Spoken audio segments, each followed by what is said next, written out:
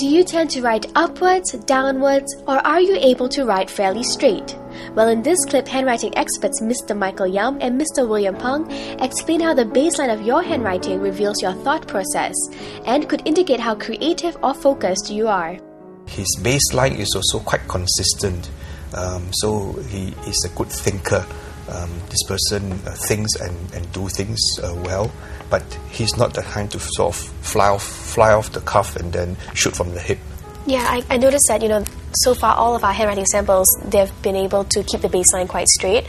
What does it mean though of people who, write very slanted? It means they're a bit off balance in life, or? Baselines that are straight usually indicates a deliberation and attempt by the writer to stay in control.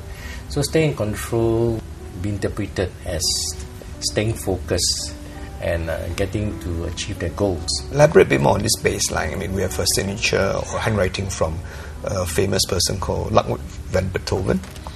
His baseline doesn't conform to a straight line. In fact, he writes all over the page, whatever the space you write. Now, when we know this person's background, we can now see that his creativity tells him that the page doesn't restrict him to his ideas.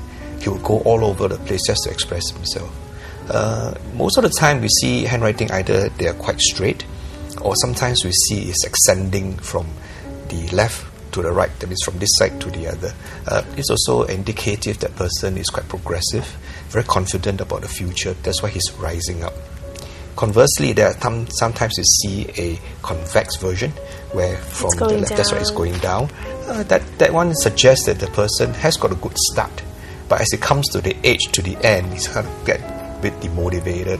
Up next, we check out a type of handwriting that's common among journalists, bosses, doctors, and people with high-pressure jobs.